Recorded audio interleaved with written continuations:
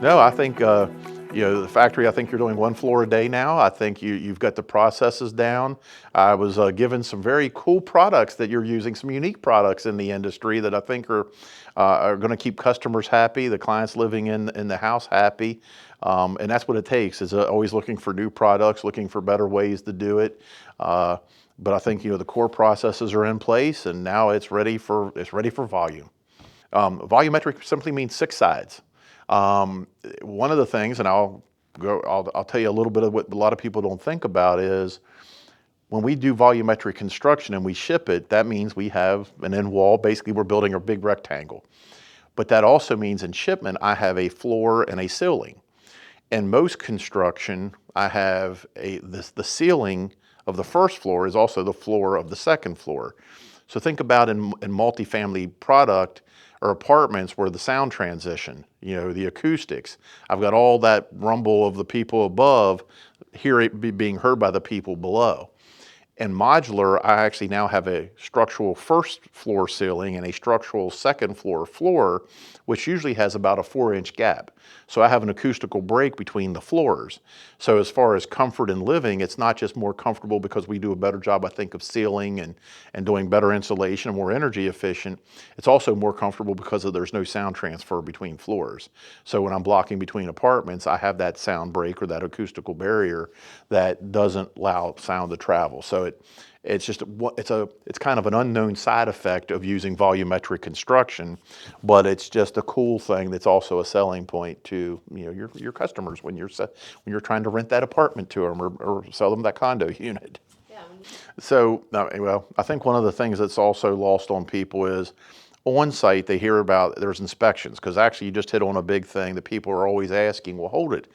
How does my inspector inspect behind the wall? How do we do an insulation inspection? How do we do a wiring inspection? Because it's all behind the wall when it gets delivered. Well, at a factory, and hopefully people watching this come to visit the factory, there's typically a traveler or a rider that's on the end of each module. And that's actually got accountability. And accountability is everything that has to happen as that module goes down that line tells you what it was, but somebody's signing that they did it and somebody's signing that they inspected it. And there's accountability back to if anything happens, we know who did it. But that means they do it very well because they're accountable. But typically at the factory, there's a whole group of third-party engineers. And in our industry, there's companies like NTA, PFS, Radco, TRA. But that third-party company evaluates the plan. They then review the plan and stamp it. That's approved. They're delegated that authority by the state, and then they come to the factory and inspect it to that plan that they approved. And so that's what the factory's expected to build to. Now that's a code inspection. The factory's also doing quality inspections. And when they get here, what I mean by that, yes, NTA or the PFS, whichever third party, they're inspecting it just like an inspector in the field.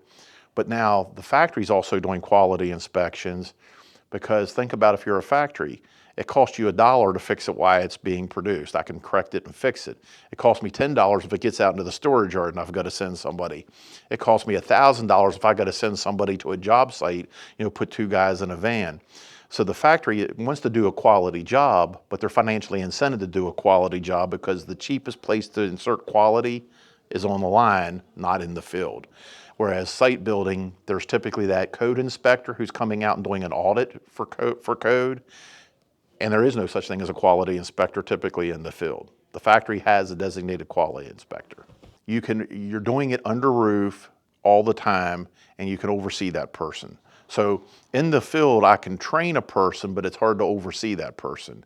In the factory, I can train a person, I can continue to train that person for new products or new procedures, and I can oversee and inspect that work that they've done because it's all under roof, literally in the same station.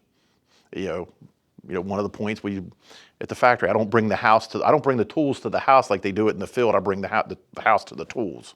It's a different mindset here in the factory. Well, yeah, and they're in the mud and they're dragging all that into the project. And I also like to go by the project when all the rain that was coming down earlier in my trip here. I'm looking out there and I'm seeing the puddles on the floors. And in the day, everything's got to move fast. And When I first got into construction, you let a house dry out for so many days before you would close it in because you had to get the moisture out. There's not enough time for that today, and the houses and projects are getting closed in, that moisture's getting trapped. And I'm just thinking, what's happening to the occupants of that, 3 years from now? Is that moisture still, just in that lumber, in that material? And it's just because, site build just has to go on. It has to get done, and nobody's even thinking about it. I build an apartment, and so I've got all those contractors you're talking about out there. It may have rained, it may have gotten in there, so that moisture's trapped inside. But now as you're doing work and you're creating dust, and we were talking about the HVAC, the mechanical contractors are in, well, they're putting all that ductwork in. And I've seen it happen so many times that there's dust and the laborer's told to sweep it up. Well, he picks up the bulk of it, but there's all that fine dust he can't get up. He just sweeps it over into that open register that's sitting there on site. Well, guess what's going to happen over the next 3 years is all that dust. Mom can't understand why her child has this inhaler that the child just can't get off of, because we've had customers, come to us and say after a year, my child doesn't use an inhaler anymore. And it's kind of interesting is, what wasn't in our house that was in all the previous houses that allowed that to happen.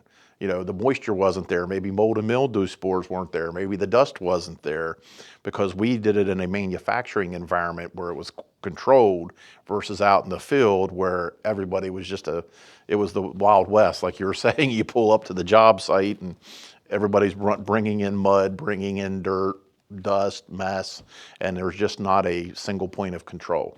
And if I own that apartment complex and I'm responsible in 3 years to fix the stuff that wasn't done right? It's interesting when you go out to the site, like you say, things aren't framed correctly, but it always hurries up and gets hidden behind the drywall or it gets hidden behind the sheathing.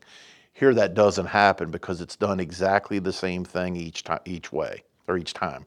They don't, nothing, I love when I pull up to a job site and you see a hack of 2x4s and it's a framing job, and everybody says, when they say we use stick-built construction and they make it sound like stick-built construction is quality construction, but you can't tell me that guy at the job site is cutting that 2x4 across the toe of his boot better than we're cutting it on a jig table here at the factory or with a saw here at the factory.